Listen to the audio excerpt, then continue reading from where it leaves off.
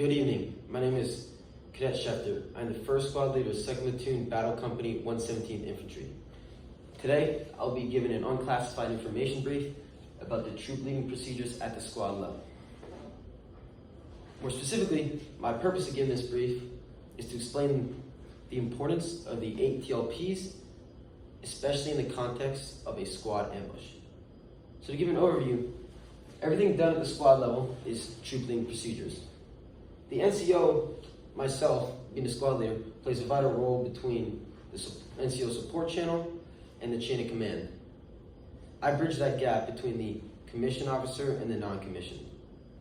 My success matters greatly, and my success is heavily contingent upon my seamless and expert application of the TLPs.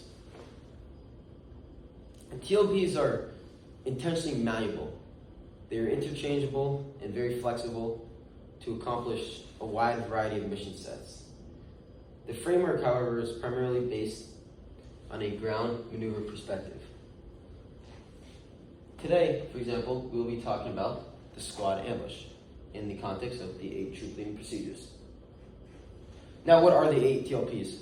To go over them quickly, we receive the mission, issue a warning order, make a tentative plan, initiate movement, conduct reconnaissance, complete the plan, issue the order, soon supervise and refine.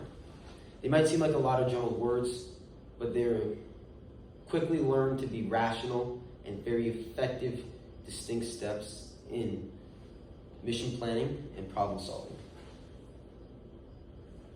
So the first step is receiving the mission. Small unit leaders will always receive the mission from higher headquarters.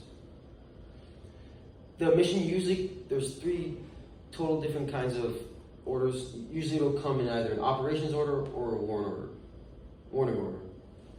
Those orders, no matter what form they come in, will always outline what needs to be accomplished. And right at the step, this MET-TC framework of what are the variables and how the mission needs to be accomplished will start coming into play. Next, we have issue a warning order. Quickly and efficiently, when I get the order, I will pass it down to my subordinates. No format is specifically necessary. However, you should always include at least the mission, participants, and timeline. This will help give my subordinates a quick and sufficient understanding of the commander's intent and what needs to be done in our mission planning. So now we have making a tentative plan. We will compare and consider 2 different plans of actions. The actions should take into account unknown variables, commander's intent, mission objective, and MET-TC considerations. During this time, I will also begin to think about the tasking subordinate units and doing pre-combat checks and pre-combat inspections. However, that will carry more on to the next step, which is initiating movement. Initiating movement is when we really start to get the ball rolling and the mission starts to really get planned. A key factor in mission planning, especially at the small unit level, when we are given significantly less time than a battalion or a brigade size element would get to plan, is to make the quicker decision. The quicker decision that's still founded in reason, logic, and doctrine. However, a good decision made quickly is better than a great decision made too slowly. Examples of what we do in this initiating movement is delegating responsibilities like creating a terrain model, getting the equipment together, route planning, maybe redistributing ammunition, all those kind of things that I would assign to either my Alpha squad or Alpha team or my Bravo team as a squad leader. Especially when it comes to a squad ambush, conducting reconnaissance is really important. There are 2 main types of reconnaissance. We have the physical reconnaissance, which an example of this would be a leader's recon. That would be formed when we're actually conducting the mission itself. We're boots on the ground, using our senses, really being there, really being present to see what the heck is going on. Other reconnaissance could be interpretation of an accumulation of relevant information. It could be things like looking at maps, talking to people, gathering insight from our intelligence officers, things of that nature. So recon names, kind of like we talked about, was to figure out, hey, maybe are there obstacles or hazards? What routes are the best? What equipment might we require? And are there civilians that we have to be careful when conducting this operation? Reconnaissance cannot be overstated in its importance.